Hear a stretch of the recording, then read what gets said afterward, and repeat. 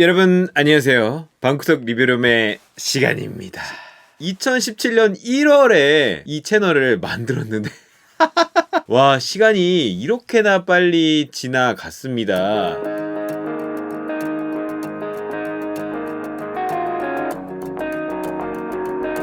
그동안 꾸준히 응원해주신 많은 여러분들의 성원이 있었기에 이 방구석 리뷰룸이 지속돼 왔는데요. 지치지 않고 어떻게 그렇게 계속 열심히 유튜브를 지속할 수가 있느냐, 동기부여 어떻게 하느냐라고 물어보셔서 저만의 노하우 5가지를 한번 이야기해 보려고 합니다. 먼저 첫 번째로 이야기하고 싶은 건 목표를 정확하게, 다만 너무 크지 않은 수준에서 단계적으로 쌓아가라 입니다. 저도 짧지 않은 인생을 살아오다 보니까 정말 큰 목표를 세우면 도저히 할 수가 없겠더라고요. 일단 유튜브를 제가 처음 시작한 것도 돈이 너무 없으니까 하면 교통비, 커피값이라도 벌 수 있겠지? 라는 마음으로 처음 유튜브를 시작했습니다. 처음부터 유튜브를 통해서 내가 인생을 고쳐야지, 내가 대박 스타가 되어야지, 그런 생각을 전혀 하지 않았고 그래서 손만 나오면서 내가 하고 싶은 이야기를 조금씩 풀어내는 그런 방식으로 조심스럽게 시작을 했던 거고요. 이제 동영상을 만드는 건 익숙해졌고 사람들의 리플도 달리네? 그러면 조회수 1000을 노려보자. 조회수 1000이 나오네? 그러면 다음번에는 구독자 1000명을 어떻게 모을 수 있을까? 요런 식으로 단계를 밟아왔습니다. 그러니까 그 1000명이 10,000명이 되고 10만 명이 되고 교통비만 벌어야지 라고 생각했던 게 월급이 되고 커지게 되더라고요. 정말 작게 잡았던 목표들은 시간이 지날수록 점점 결합되고 커지기 때문에 저를 움직여주는 원동력이 됐는데, 지금 목표도 사실 그렇게 거대하지 않아요. 한 달 카드값 나가는 거 지탱하고 조금만 더 저축할 수 있으면 된다. 저는 그게 저의 목표입니다. 물론 카드값이라는 게 저는 30대 초반까지도 사실 제대로 돈을 못 벌면서 살았기 때문에 오히려 그게 저 인생에서 굉장히 도움이 됐다고 생각을 해요. 가진 건 많지 않았지만 정말 자유로운 삶을 살았기 때문에 밥 사주는 거에 대해서 두려워하지 않아도 된다. 누군가의 경조사에 기프티콘을 그냥 보내주고 싶으면 보내줄 수 있다. 정말 사고 싶은 물건이 있을 때 할부로 그 물건을 살 수 있다. 그 정도가 계속 충족되어 가는 수준에서 내가 힘낼 수 있으면 된다. 그렇게만 생각하고 있기 때문에 사실 마음의 부담이 그렇게 크지가 않아요. 다만 자기를 관통하는 어떤 중심점, 큰 가치관은 확고해야 한다고 생각하는데, 이 일을 하게 되면서 대략적으로 사실 그걸 발견하게 됐거든요. 그게 또 저를 지탱해주는 요소긴 한데, 대한민국에서 애플 기기를 가장 잘 쓰고 잘 가르쳐주는 사람이 되고 싶다라는 그런 생각이 시간이 지날수록 자리 잡히더라고요. 사실 그건 거의 이룬 것 같긴 한데 앞으로의 목표는 유지하면서 가늘고 길게 가는 게 저의 목표입니다. 제가 갖고 있는 가치관들이 누군가에게 또는 사회에 어떤 식으로라도 도움이 될 수 있으면 좋겠다. 그리고 그 콘텐츠를 앞으로 남겨야겠다. 이렇게 생각하면서 저를 움직이고 있습니다. 두 번째 저의 동기부여, 칭찬과 사랑입니다. 어떻게 보면 인간의 인생에 있어서 정말 너무나 중요한 주제라고 생각하는데, 칭찬받고 싶고 사랑받고 싶고 누구나 마찬가지 아닐까요? 저도 똑같거든요. 모든 사람이 저마다의 결핍을 갖고 있다고 생각하는데, 그 결핍이라는 게 사실 굉장히 고독하고 외롭고 나를 힘들게 만들지만 어떤 일을 시작할 수 있는, 나를 움직일 수 있게 하는 에너지, 시발점이 많이 되더라고요. 더 많은 칭찬과 더 많은 사랑을 갈구하는 노력을 하면 내 인생을 위해서도 정말 좋은 결과가 따라옵니다. 유튜브도 일종의 관계 맺기예요. 닉네임으로 바라보는, 프사로 바라보는 랜선 너머의 누군가와 저는 계속 끊임없이 관계를 맺고 있는 거거든요. 그분들도 시간이 남아 돌아서 영상을 누른 건 아니잖아요. 기대하는 바, 자기가 원하는 바를 충족시키기 위해서 영상을 누른 거고, 제 얼굴을 보고 있는 거고, 제 목소리를 듣고 있는 거니까 그 사람의 목적을 조금 더 이룰 수 있게 해주고, 그를 통해서 저도 칭찬을 받고 싶고 저도 사랑을 받고 싶습니다. 내가 갖고 있는 능력에서 뭘 더 해야 이 사람들이 나를 더 사랑할 수 있을까? 라고 끊임없이 사실 고민을 하게 돼요. 그런데 사람마다 갖고 있는 능력치라는 게 다르기 때문에 내가 잘하고 내가 자신 있는 모습을 보여줘야 그 사람도 나를 인정하고 나를 좋아해주고 나를 사랑해줄 수 있는 가능성이 넓어지더라고요. 그런데 저는 다른 사람들 앞에서 나가서 말하고 설명하고 가르쳐주고 내가 공부해서 그걸 다시 알려주고 이런 게 내 적성이라고 옛날부터 알았기 때문에 그걸 통해서 유튜브라는 공간에서 애정을 갈구하고 있는 거죠.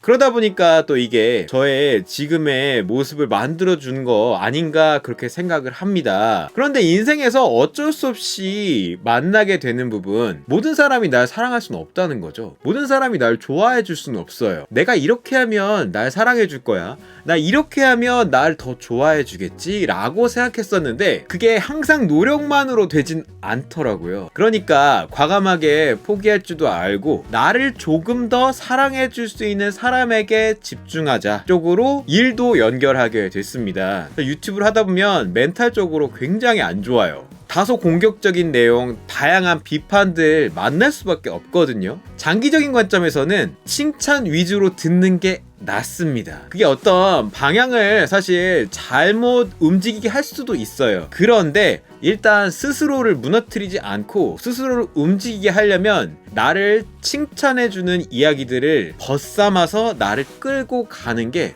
결과적으로는 발전에 도움이 되더라고요. 그리고 세 번째 저의 동기부여는요, 선언과 지불입니다.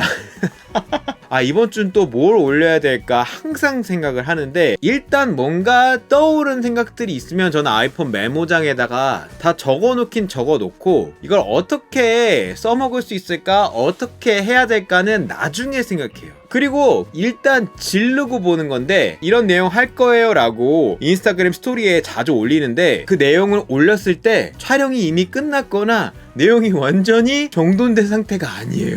일단 이런 거 할 건데 내가 이걸 포기하지 않게 여러분들에게 먼저 말씀드리는 거예요 라는 그런 일종의 차원이기도 해요. 선언해 놓으면은 해야 되거든요. 나를 지켜보는 사람들이 있고 내가 이렇게 할 거라고 얘기했으니까 할 거다. 제가 진짜 좋아하는 밴드가 있는데 언니네 이발관이라고, 원래 밴드를 하던 사람이 아닌데 나 밴드 합니다 라고 얘기해서 먼저 선언을 하고 나중에 실제 정말 그 말대로 밴드를 해서 업적을 이룬 분이 있거든요. 이런 부분이 정말 효과가 있기 때문에 추천을 드립니다. 네 번째는요, 무의식의 지배력을 키우는 겁니다. 이런 여러가지 나의 생각들, 나의 현실들 이런 게 다 있어도 정말 하고 싶지 않을 때 많아요. 사람이라는 게 그렇게 항상 합리적으로 움직일 수는 없기 때문에 무의식적으로 내 몸이 움직여서 그래 오늘은 또 그래도 해야지 라고 하게 되는 게 결국 되게 좋은 결과를 낳을 때가 꽤 많더라고요. 사실 습관에 가까운 건데 저는 영상을 최소 일주일에 2개는 올린다, 많으면 3개는 올린다가 저의 이 어떤 내면의 무의식의 포인트였어요. 그러니까 사실 단점으로는 여행 같은 데 가서도 맞아 완전히 쉬면 안 되고 이번 주는 또 올리긴 올려야 돼 라는 마음의 부담 같은 게 사실 24시간 제 안에 패시브로 돌아가고 있기 때문에 부담이 되기도 하지만 결과적으로는 이 일을 계속 지속할 수 있게 해주는 정말 큰 힘이었어요. 또 올려야 돼, 또 올려야 되니까 공부하고 내용 준비하자 이렇게 되는 건데 초반에는 이런 내 내면에 장치가 만들어져 있지 않기 때문에 그거를 내 몸 안에 심어줘야 되는데 반복하는 수밖에 없는 거죠. 억지로라도 이 루틴을 만들어 놓고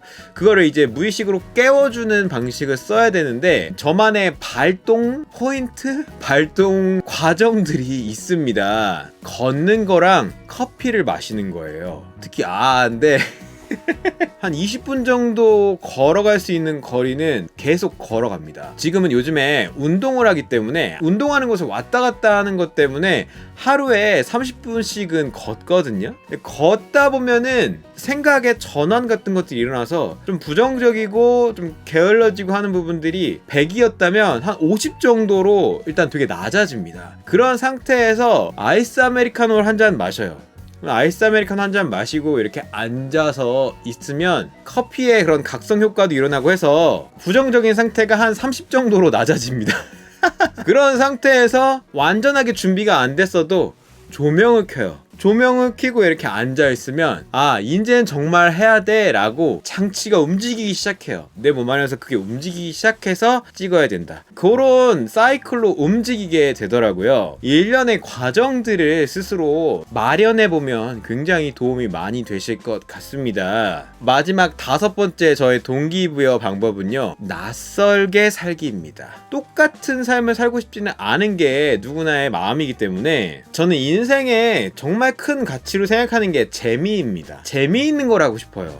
그런데 재미라는 게 정말 재미있는 게 너무 웃긴 컨텐츠를 보거나 아니면 정말 감동적인 사연을 만났을 때도 재밌습니다. 근데 깨달음을 얻거나 공부도 되게 잘 됐을 때 재밌어요. 그런데 어떤 게 재미있는지는 사실 발견하기가 힘든데 저 같은 경우에는 예상을 벗어난 어떤 경험을 했을 때, 근데 그 경험이 좋았을 때 재밌다라고 많이 느낍니다. 그런데 문제는 예상에 벗어나 있는 것 자체는 내가 잘 모르는 것들이기 때문에 다소 불편하고 어려운데 그게 내 인생에 계속 나타나는 새로운 낯설음들이라고 생각하거든요. 근데 이거를 억지로라도 저는 접하려고 많이 노력을 하는 편이에요. 정기적으로 저는 여행을 가는 걸 추천드리고 싶은데 특히 추천하고 싶은 건 혼자 가거나 아니면 영감을 줄 수 있을 만한 누군가와 딱 2명 정도, 그곳에서 얻는 새로운 자극들이 뭔가 나를 움직일 수 있게 하는 새로운 에너지도 되지만 역으로 또 여행이 지나면 현실이 그리워져요.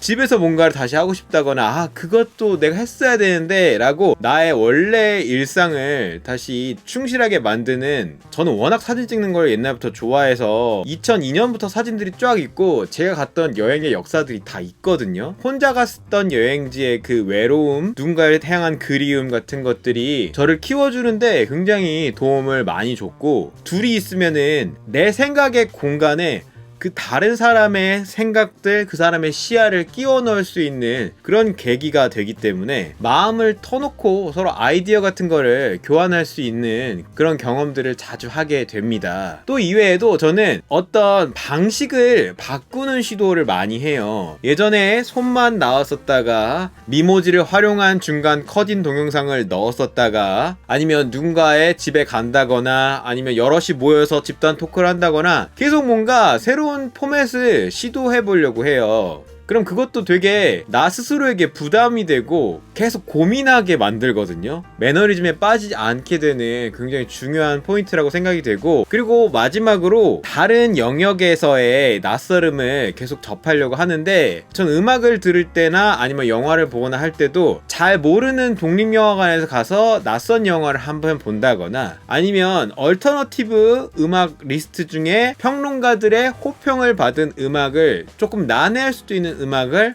한 번씩 들어본다거나 하는 시도를 합니다. 나는 못 접해봤지만 누군가는 그 낯설음을 좋은 것으로 인식하고 추천하고 있구나. 그럼 거기에는 어떤 이유가 있겠구나 라는 걸 접해서 뭔가 새로운 좋은 느낌을 발견하게 됐을 때 그게 재밌더라고요. 나를 채울 수 있는 좋은 경험이 될 수 있습니다. 어쨌든 제가 벌써 이렇게 시간이 흘러왔는가 생각할 때마다 참 세월이 왜 이렇게 빠른지 모르겠어요. 5년이 더 지나서 10년이 되는데 나의 이야기를, 여러분들과 함께한 이야기를 나눠볼 수 있으면 얼마나 좋을까라는 생각을 합니다. 앞으로도 많은 응원 부탁드리고요. 언제든지, 사실 유튜브는 일일이 다 얘기를 나누기가 힘든데 뭐 인스타에서 자기의 진심된 마음을 주시면은 저 웬만하면 다 이야기를 나누고 상담을 하거나 아니면 뭐 만나서 커피라도 한 잔 사주거나 하기 때문에 문을 두드려 보시기를 바랍니다. 이상으로 오늘의 영상 모두 마치겠습니다. 안녕.